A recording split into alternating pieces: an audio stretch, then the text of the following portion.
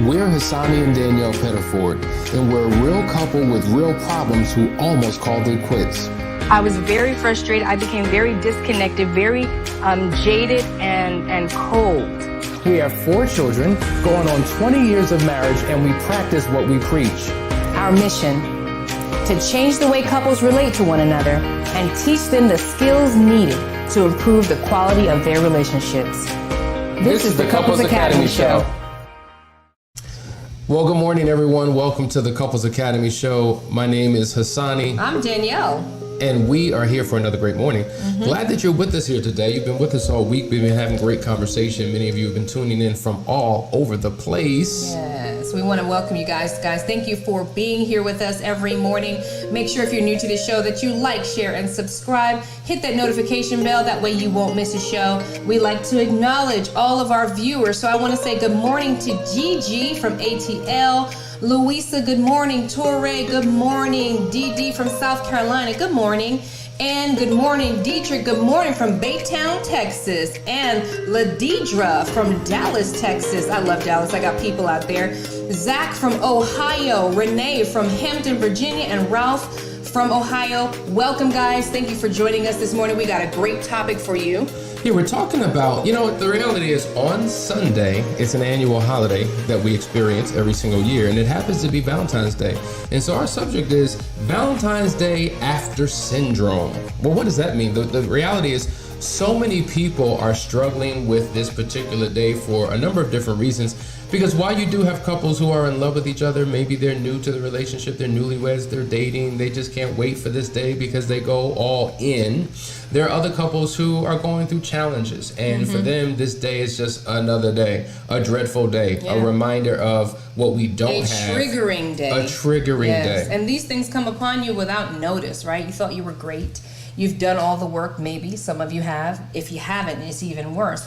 But even when you have done the work, when these specific holidays come around, it could be birthdays, it could be Christmas, and in this case, it's Valentine's Day.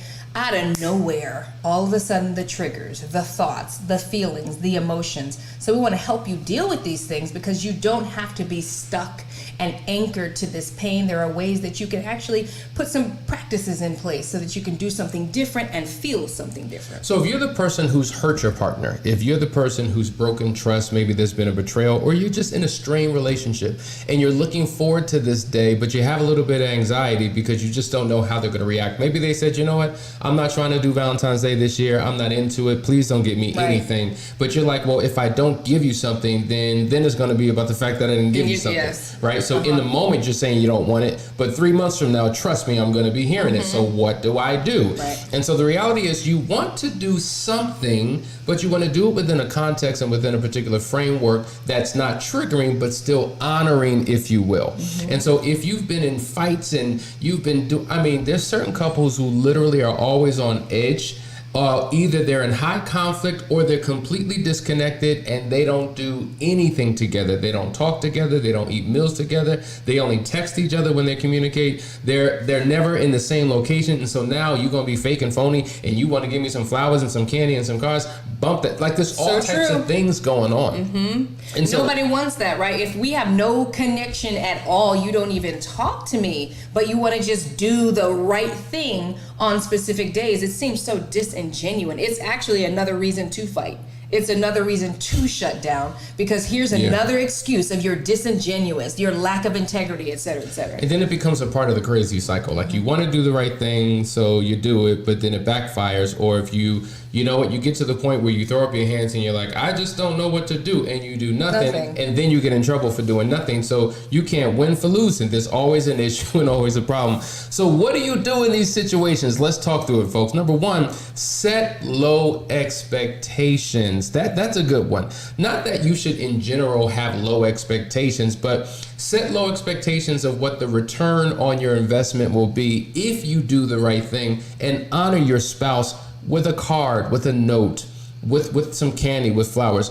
don't anticipate or expect some overwhelming, joyful response that causes you to fall back in love again, because prior to that day, you weren't in the best place. So that day alone can't do enough to transform your situation. That's great. I think a lot of times people are disappointed not by their partner, but by their expectations for their partner. Yeah, and you know what? It shouldn't be that I'm expecting you to respond with all of this, because now it's not. It's about you now, right? Now it changes hands. Instead of you giving a gift freely with no expectation, now you're expecting something in return, and you don't know how that person is feeling about it. But if you just focus on doing your part, which is the releasing part, I release this gift to you freely with no strings attached, you can actually allow that person to receive it the way that they receive it, knowing that your intentions and your heart was right. And that's a good point, Danielle, because a lot of times, truth be told, when we give gifts to other people, a lot of times it's about us. It's about how we're gonna feel when they receive it. Like, we're anticipating, man, I can't wait till they open it up. They're going to unwrap this thing, they're going to open up that card, they're going to see that gift, and I just can't wait for the reaction. Because they've always wanted it, right? This is the thing that they said that they've wanted. Give them a chance to process, right? Because they might still be steeped in hurt and pain. They may be processing, okay, how am I going to receive this gift? Should I be happy? Should I be sad? I've talked to clients who talk like that, right? Christmas time comes around. We know the gifts are coming, but I'm still angry. We're not on the same page. How am I going to receive these? Sometimes we're trying to figure out how to receive without actually going into an argument or getting angry and frustrated. And so we do no response at all. And that's got to be okay for a little while. There it is. Go to the next All right, one. let's go. Create new ways of expressing care and appreciation. And so this is a good one.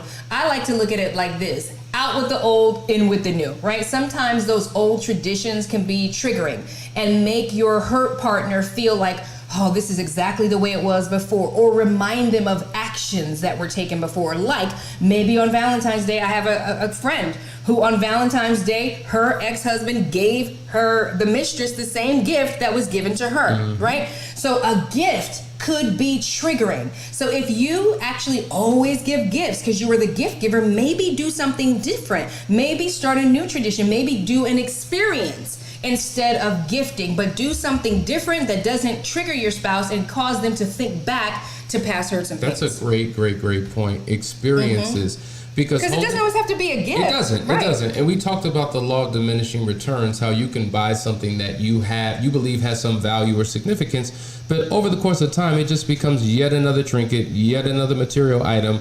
But a memory is something you really hold on to forever, because this mind, it's a record of the past. And oftentimes we time travel into the past. And so rather than thinking about that horrible memory, now we have a good memory to hold on to. Now we have a new experience, something that was never shared with someone else. Absolutely. All right, let's go. I hope you're getting something out of this, because I know a lot of people are wondering, what am I going to do this year? How am I going to turn it up? How am I going to do something different? We're in a different season. Well, hopefully these tips are helping you. The next one, don't just say it, write it. I was with a client literally 2 days ago, and we were talking about his wife and the things that he really admires about his spouse. And I said, well, tell me what those things are. And he said this and that and that and that and that. And I said, well, write them down. Okay, so now let's go through it again.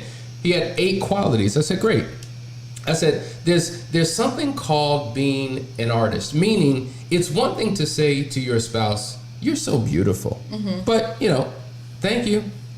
The question then becomes, well, what's beautiful about me? What's special about me? What's unique about me? So I said, write a paragraph or two about every attribute that you love about your spouse, and write it out, and then put it in a letter and give it to her. Because you know what? When we hear things, we hear them in the moment and we vaguely remember it a day or so later. But when you hold on to something that's memorable, that you can open up and read again months later, it's a reminder of how your spouse really feels. So if you have thoughts that you haven't articulated and gotten out, or maybe you have articulated it but you haven't done anything with it, write it out. Rather than giving a card, write a letter from your heart that you can give to your partner. I love that. It reminds me of when we got married. You wrote out this whole thing, and I think it was some of it was in French. It was in French.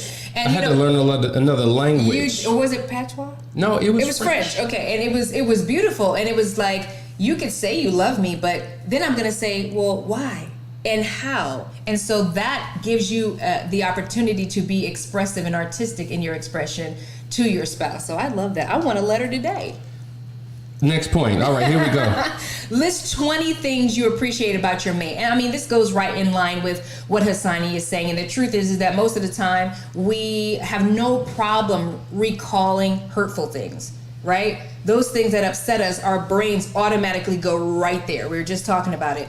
It's harder for us to recall the positive things. So instead of, thinking it or saying it here and there, make a list of 20 things positive about your spouse, and that way you can actually act from those places, right? So if I have 20, Hassani is generous, Hassani is sweet, Hassani is handsome. That'll help me on Valentine's Day, how I treat you and how I gift you and everything else. Absolutely. We're talking about tips of what you can do for Valentine's Day. What are you doing, guys? What is your Valentine's Day looking like? Do you have plans for your man? Do you have plans for your woman? Yeah. Are there struggles that you have? Are you, stressed and full of anxiety? We want to hear from you. When we That's come what back. this segment's about. You're listening to the Couples Academy Show. Be right back. Bye.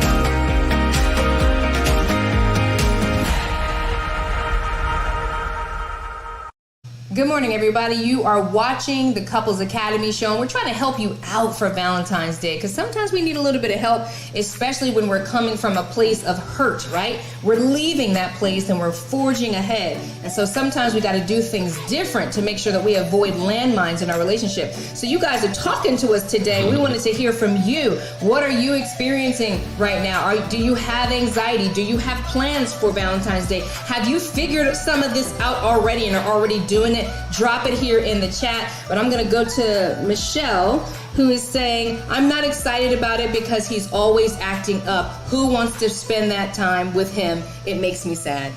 Yeah, I mean, we understand. And that's these are the landmines, right? It gets frustrating. I think we can have a mindset shift, though. Like, it only takes one of us to do something different. Sometimes they don't deserve it. They don't. But in the process, you feel awful too. Like, you're sitting there feeling awful, they're feeling awful. What if you just got up and did something with your energy, turned your energy around, and became what you wanted to feel? Have you ever thought about that? Wow. Becoming what you want to feel? Because I don't have to wait on Hassani to be happy to make me happy. And if I'm a gift giver by nature and I want to do that and I give it to Hassani, that makes me feel great too, right? Excellent point. Let's go to the next one. Okay, Euclid says, good morning from Dallas. Stumbled across you all and my ex-wife, and I love it and listen all the time now. Thank you so much. Guys, jump in here and let us know what you are doing for Valentine's Day. Thank you, Ralph. Ralph is saying, I'm going to take my wife to Monica to Texas Roadhouse for Valentine's Day. No, we never went to... No, when we lived in New Jersey, Danielle. When we lived in New Jersey. 30,000 years ago. Well, I'm not that old. I don't even remember. But we went to the Texas Roadhouse. Can I say what I needed to say? Because there's a Texas Roadhouse down the street, well, not down the street, around the corner, up the block and down the street from where we live, and the lines and the cars are always jam packed in the parking lot. I want to get up in there, but can never get up in there. So packed. What do you remember about Texas Roadhouse? It's like, I don't remember. It was so long ago. I know it's just a big restaurant. Yeah, we got to try it again. JG is saying, this will be our second V-Day after infidelity. It's been tough, love and trust. I've been struggling with both, so what am I celebrating? You're celebrating the possibility of what can be. See, if you get so hell-bent on the past and where you currently are and don't have a forward-moving attitude, disposition, and spirit, then you can get trapped in misery. do not be trapped in the pit of your pain. I just want to let you know there's so many people who are watching right now that if they could speak to you right now, they will tell you that there is life after an affair. You can heal, you can recover. The question is, what do you, and I get it. So why am I celebrating, right? Well, why don't you begin to start liberating yourself and your marriage out of your situation and do something? Like real talk, going back to the whole Christmas thing and birthday thing and anniversary thing, a lot of times we go really big and we spend all of this money on a day, but that day lasts for 24 hours. But there have been others who said, you know what, I'm not going to have another empty holiday. Who cares about this gift? Who cares about all these lights and these trees and all of this? Why don't we take this money and invest it into our marriage? Like you investing it into some celebration rather than investing it into yourself, because the greatest investment, listen, I don't care if you invest in stocks, you invest in bonds, you invest in businesses, the greatest investment you could ever make is in yourself. So there's an amplification, there's a quantum leap that can happen in you and in your relationship where you put your money in the right place. Jaguar says, I want to be spoiled. After years of getting the short end of the stick and having many holidays ruined due to his actions, I want him to go over the top. I don't want to be last minute afterthought. So in general, a lot of times we literally wait till the last minute as if we forgot that Valentine's Day actually comes every year. And we're scrambling, and then by the time we get to the store, the cards are half gone, the flowers are all purchased. And you know your spouse's love language. Like, you are clearly somebody that's their love language is gifts, and you want to be thought about and you want it to be planned big. And so we don't have him here to talk to unless he's on listening. We don't know. But if we did have him here to talk to, we would tell him to get with it, get with the program and plan it big, bad, and bold so that you feel the love that you need to feel, because we receive love in different ways and you need to receive it in that way. But can I ask a question? Is Valentine's Day another birthday, or is it about the couple? Like, real talk, women, what are you doing for your man? Like, it's always about what you getting, what you giving. Are we celebrating us, or are we celebrating you? Can we just keep it real? You know what we're giving. You know what we're giving. Next comment, Max says, all right. You're right. I find it so hard to buy a Valentine's gift for somebody who's cheated on me and it's never came clean about what happened. How would you resolve that issue? Counseling. That's good. That's it. There it is. That's it. It's hard. You know, I just had a discovery call with somebody today who said he's suspicious about his wife being unfaithful and she will not admit it. He can't get it out of his mind. He doesn't have any proof, but he has this strong urge and feeling. And as a result of that, it's caused him to be unfaithful because he never had those issues dealt with. And so here we go, the ping pong effect. And so you're right. When you don't have honesty and integrity and transparency and vulnerability, it's hard to fake it. And that's why you need to invest in your marriage, not something that has a low diminishing return on your value.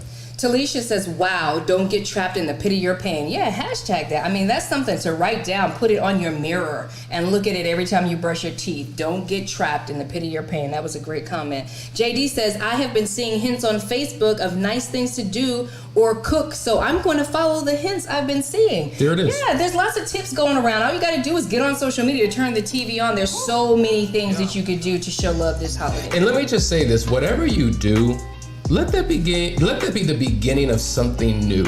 Like, let Valentine's Day be the first day of the rest of your life. So if you give all of these wonderful gestures, these heartfelt, compassionate messages, if you begin to have a good disposition and a good posture towards your spouse, why show up for one day just to go back to the same old way? No, create a new norm for your relationship and use this as the restart button for your relationship. Right. Guys, we got one more segment. We want to get into some more tips and we want to hear from you more. So listen, we'll be right back right after this break. You're watching the Couples Academy Show. Sign up today for the Better Marriage Club and receive exclusive access to the private Facebook group to get your questions answered and your problems solved. Access to our marriage library of live seminars. Watch the Couples Academy Daily Show. Call the help hotline for laser coaching. Get our weekly action guides and receive a private one-on-one call with one of our marriage coaches. To join the Better Marriage Club, simply text MARRIAGE to 973-490-4668. Join today. Your marriage deserves it.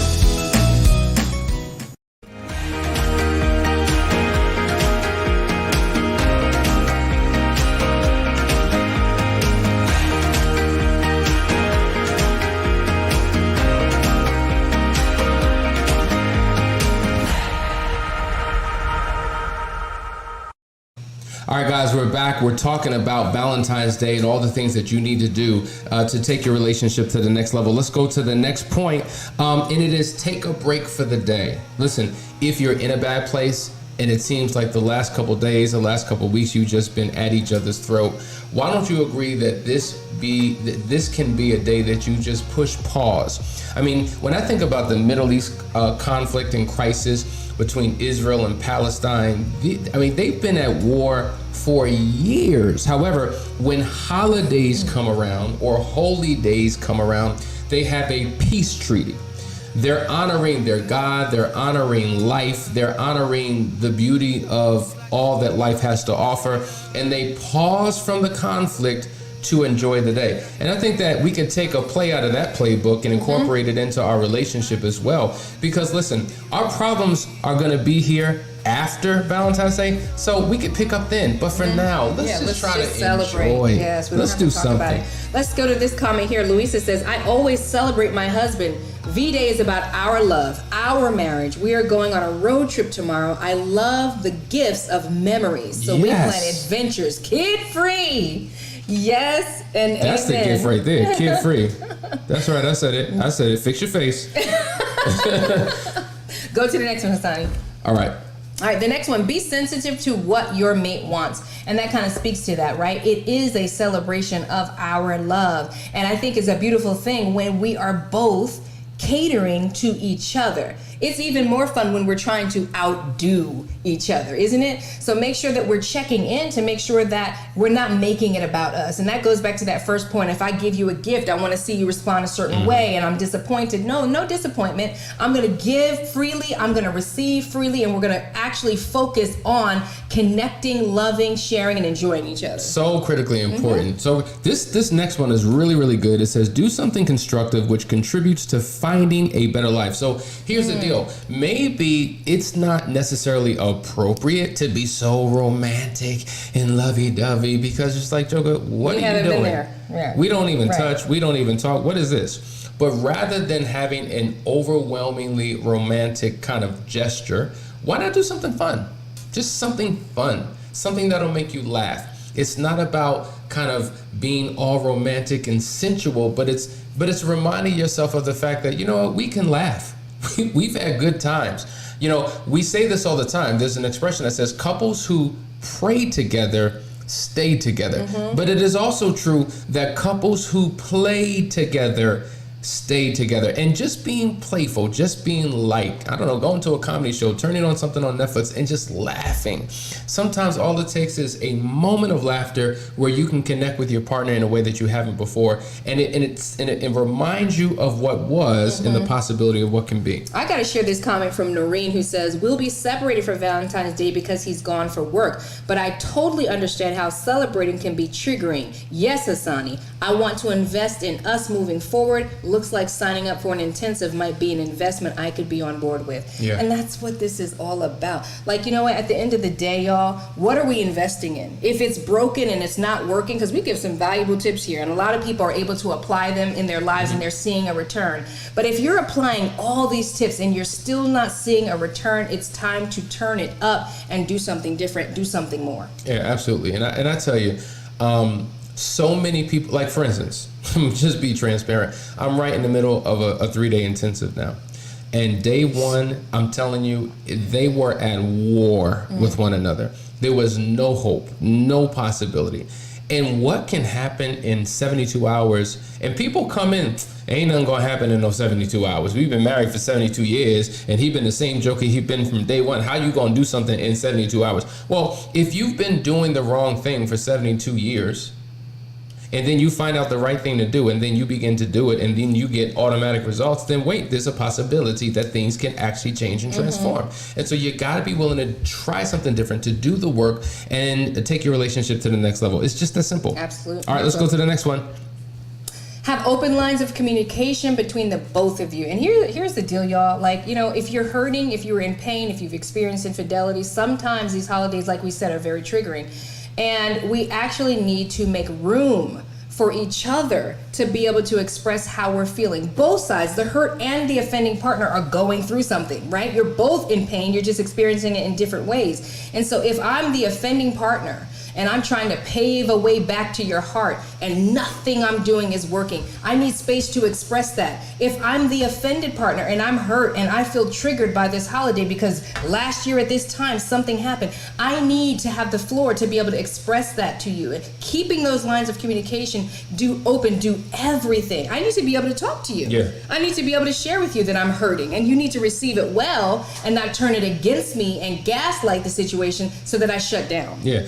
That's very, very true. And I just want to say this point again, and I'm going to say it ad nauseum until you get it. Don't talk about your feelings when you're in your feelings. Right. You have to have the right tone, disposition, and energy in order for the conversation to go well. Because when it's a healthy conversation, you'd be amazed the level of breakthrough that you can experience. A lot of comments. Let's go to these comments. Okay. Liana says, still going through the discovery phase with my husband. This Monday, he told me he was sorry, but he isn't willing to do what it takes to fix our marriage and wanted a divorce. Should I still do something for him? I feel like that would be phony. Yeah, that's a good question. You know, I mean, Valentine's Day to me isn't appropriate for everyone in every situation. I mean, there were years when we just didn't celebrate Valentine's Day out of pure principle, right? We were looking at what does Valentine's Day mean. I think that's something for you to discuss with him, figure out where you are in this relationship. If he's talking divorce, it's not really appropriate for you to do love acts of love gifts. I do think you can be pleasant. I do think you can be cordial. If you are not open to a divorce, I think a card could be appropriate to express how you feel. To me, it's all about being transparent and expressing your feelings in the most loving way that you can. Absolutely. I want to go to another comment. Deltrick says, "Got huge plans. I hope I don't go overboard." Listen, let me just say this. Go overboard. Let me just say this. You should have some kind of idea about what your spouse may want. Like, for instance, if I'm big on surprises, I like doing surprises, but I'd like to get an understanding of what my spouse may like. So I know she likes what is it, like glamming? Glamping? Glamping? Camp? Like camp. She will not go to the great outdoors. That's not going to happen. I wouldn't say I like glamping. No. It's my only but my alternative. point is, you got to put some glam on the camp. Right. She likes spas. She likes, beautiful things. She likes going to exotic destinations. So I can have a big plan that does not meet her need or her interest or her desire and it not work well. So what I'm saying is, whatever your plans are, remember we said it's not about you, it's about your spouse. It's about what they can get out of it. And make sure that you're doing something that aligns with what you know that they like and what they're interested in. And once again, lower the expectation of how they're going to respond with, from your big plan, because you want to be able to pick up from that day and work on something. Now, if it could be the start of something new, great. But I would say, in addition to flowers, candies, cards, going on trips, all these different things, that is about the day, but do something that sows seed into the relationship. Talk about a new norm. Talk about the potential of your future together after that day. How about we use this as a starting point to take our relationship on the right path, going in the right direction, so that not only are we celebrating this, but it's a part of our normal reality. It goes back to your point. On principle, there were certain years that we didn't celebrate Valentine's Day for principal reasons, but we knew that we were operating in love all throughout the course of the year. And that's what this is about. Right. If you're going to do it today, make it your new norm. I'm thinking about us and our principles and how we didn't celebrate. But the very next day after Valentine's Day, when everything went on sale, we would go buy stuff to give it to each other. But anyway, that's neither here nor there. Let's go to Angel. She says, I don't know what I'm doing. However, I'm going all the way out for hub dubs. And I love that. I'm big on going all out. Let's go all out. Let's find out what each other needs and wants. Hassan is a hard person to buy for because he really just likes. You are. Let's be honest. What? Don't make me call the child in. Well, we're gonna talk about this right now. Hassan, this is open forum right now. What do you mean that I'm hard to buy? Well, you like books. Okay, so that's pretty easy. That's not very Valentine's Day-esque. So what you mean? So I don't like candy. I don't like flowers. What do you need from me? Card. What do you need from me for Valentine's Day, husband? Well, that's nothing you have to. You don't have to buy that. Okay. She knows what I need for Valentine's Day. Exactly. But so comment already made. What we said, it's about the experience, exactly. right? That's true, because I'm not big on gifts. I don't need to have gifts. Every year when I'm asked, she's the gift. There it is. And as long as I'm unwrapping her, then that's my gift. But every single year I'm struggling because that's not everybody is a gift person. Some people are experiential people. That's true. They want memories. They want things to hold on to. That's true. So you already know what to do. I do. You're right. Shame on me. Anyway, guys, Valentine's Day. What are you doing? What are you Are you gonna have a good time? Do you know your spouse's needs the way that I do? Anyway, you've been watching the Couples Academy show. We hope you got something out of it. Tomorrow is Friday, and you know what Friday means. It means that we're answering your questions. Yes. It's all about relationship Q&A. So make sure you tune in. Get your questions in early. Stop wasting time, folks. Please, don't waste our time. Come in there with the question. Say, hi, my name is, I'm calling in from so-and-so. My question is. Boom. That's how you're going to do tomorrow. All right, guys. Love you. See you tomorrow. Bye. If you would like to be a guest on our show, or if you're interested in one of our restoration programs, contact us today at couplesacademy.org.